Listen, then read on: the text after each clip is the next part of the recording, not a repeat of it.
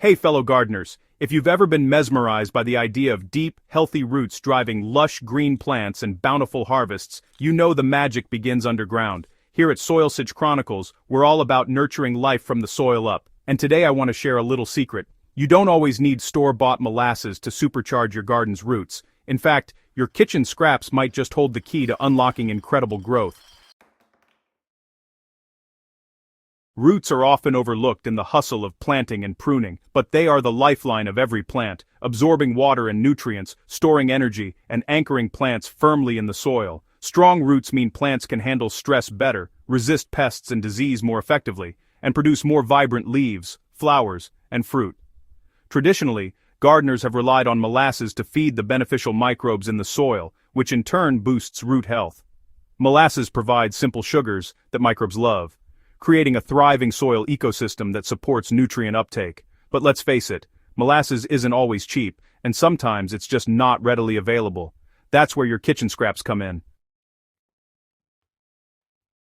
Before you toss those banana peels or apple cores into the compost, consider this. Many kitchen scraps are nutrient-packed and full of sugars that beneficial microbes adore. Banana peels are rich in potassium, which encourages strong root development and flowering. Apple cores offer natural sugars and trace minerals. Carrot tops, leafy vegetable trimmings, and even sweet potato water provide a gentle boost of nutrients to your soil. Using these scraps in a fermented plant juice, or FPJ, is an excellent way to extract their root-loving potential.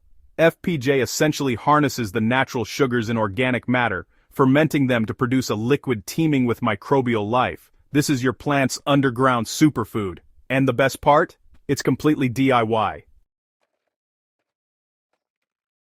Creating FPJ may sound intimidating, but it's easier than you think. Let's take a garden area of about 10 square meters as our reference. It's a manageable size for most home gardeners. You'll need roughly 200 grams of mixed kitchen scraps, 1 liter of water, and 2 tablespoons of brown sugar. The sugar is optional if your scraps are already sweet, but it can help kickstart the fermentation. Start by chopping your scraps into small, manageable pieces. This increases the surface area, helping microbes break them down faster. Place the scraps in a clean container, add the water and sugar if you're using it, and give it a good stir. Cover the container loosely, allowing gases to escape while keeping contaminants out. Fermentation takes around 5 to 7 days at room temperature. You'll want to stir daily and check the smell. It should smell pleasantly sour, like a tangy fruit juice, not rotten. Once the fermentation is complete, strain the liquid through a fine mesh or cloth to remove solids. Store your FPJ in a cool, dark place until ready to use, usually up to a week. Now comes the fun part, putting your homemade FPJ to work. The key to success is dilution. For seedlings, use a 1:100 ratio, 1 part FPJ to 100 parts water. For established plants, a 1:50 dilution works well. And for larger fruiting plants or trees, you can go as strong as 1:25. Pour the diluted FPJ around the base of your plants, focusing on the root zone. Early morning or late afternoon is ideal, when the sun is less intense and evaporation is minimal. This way, your plants absorb the maximum benefits. A small practical example: for a 10 square meter garden, 1 liter of FPJ mixed with 50 liters of water is perfect for established plants. Apply once a week for mature plants and every 2 weeks for seedlings. The results are often visible within a few weeks: greener leaves, sturdier stems, and a root system that seems to reach deeper than ever before.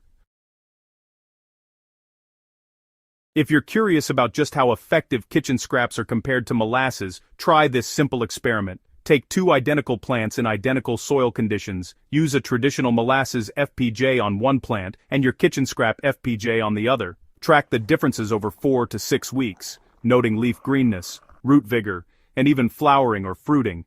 You'll likely be amazed at how kitchen scraps can hold their own, providing a rich, sustainable alternative that works as well as, or sometimes better than, store-bought molasses. Plus, you're reducing waste and embracing a truly circular approach to gardening. To get the best results, rotate the types of scraps you use. Different vegetables and fruit contribute varying nutrients, giving your soil a broader spectrum of minerals and sugars. Avoid over-concentrating the FPJ. Too much can actually harm delicate roots. And remember, fresh scraps yield the best results. stale or moldy scraps can introduce unwanted pathogens. Also, FPJ works best as part of a holistic soil approach. Combine it with compost teas, worm castings, and organic mulch for an all-around healthy garden ecosystem.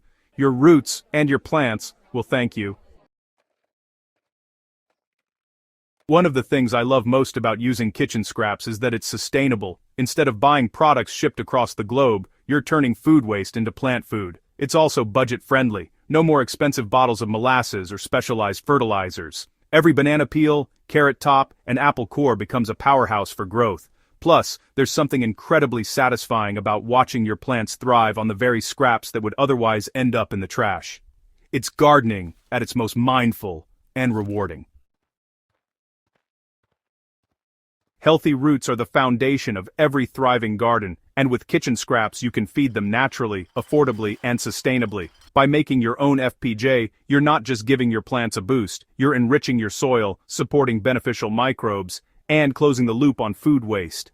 I hope this guide inspires you to experiment with your own kitchen scrap FPJ. Start small, observe your plants, and gradually expand. Your garden will reward you with deeper roots, greener leaves, and more abundant yields.